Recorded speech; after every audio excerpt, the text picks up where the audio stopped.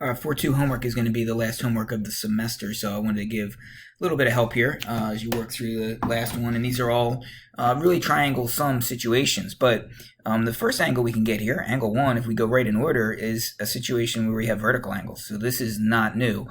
Measure of angle 1 should be very easy to get. It's just 47 degrees. Okay.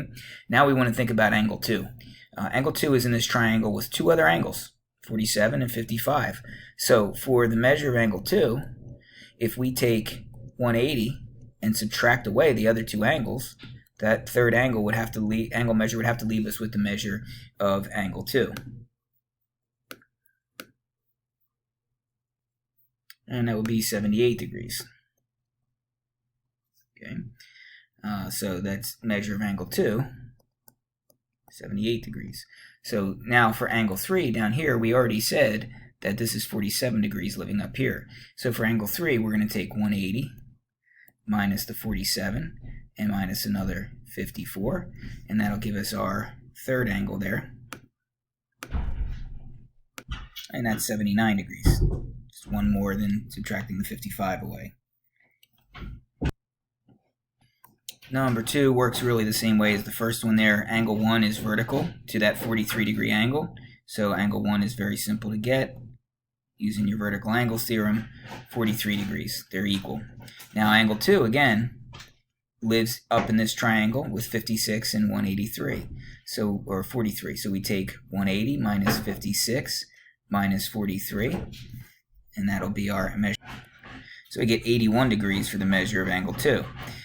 So now, when we come back down here, remember we had 43 degrees by inferring on the vertical angles. So to find the measure of angle 3, we have to take those other two angles away from 180. So 180 minus 43 and minus 53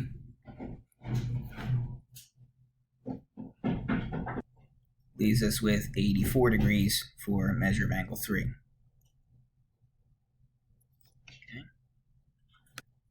Same very similar process again. Measure of angle 1, vertical to that 45 degree angle. So that's 45 degrees. Okay.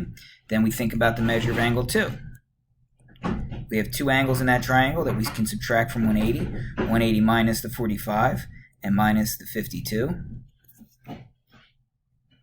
puts us at 83 degrees for that angle. And then again, if we keep in mind here that this is 45 degrees, then when we look for the measure of angle 3, we can just subtract 180 minus 45 minus 54.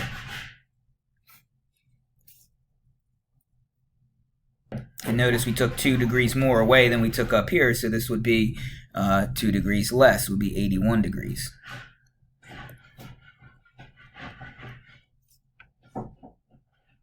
Our diagrams for 4 and 5 get a little bit busier. So I want to try to point out the first triangle I'm going to focus on, and that's this triangle here. Okay, and I'm going to look at angle 3 there because we have two angles in there. We have 180 minus 68 minus 44. Okay, think about what that gives us.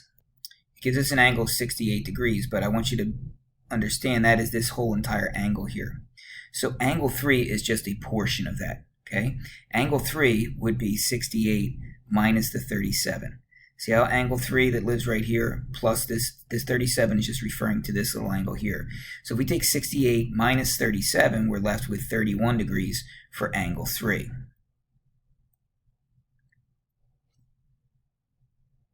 Okay, now I'm going to just look at this angle here. I think originally I don't know that I noticed this triangle here where angle 1 lives is pretty easy to get to. So I was going out of order there, but we'll double back now and look at angle 1. Okay, we have two angles in that little triangle there. We have the 37 degree angle and 68. So that's going to be actually really simple to get. We take 180 minus 68 and subtract the 37, and that'll get us our angle 1. And I get 75 degrees for that angle. Okay. And now we'll take a look at what's happening with angle 2. So let's focus in on the triangle that angle 2 lives in. And this is a little bit more similar to the situation with angle 3. Okay, So angle 2 is in here, but he's combined with that 68. So when we're thinking about the measure of angle 2, it's going to be sort of two steps to this. I'm going to do 180 minus the 42 degree angle that's there, minus the 37 degree angle that's there, and then also minus the 68, because angle 2 plus the 68 is the third angle of that triangle. And we get 33 degrees. Now, if you remember our shortcut, there is a quick way to get this one. If we focused in on just this triangle, and we already had angle 2, which we did, or angle 1, which we did. Angle 1 was 75. These two angles here are supposed to add up to 75, so we could just do 75 minus 42. That should work as well, and indeed it does, 33 degrees for angle 2, if you wanted to use that quick shortcut for it. So this is number 5. Looks similar, but a little bit different, I can see already. To get angle 1, I really don't need triangle sum. To get angle 1, we can just do 180 minus 34. Right?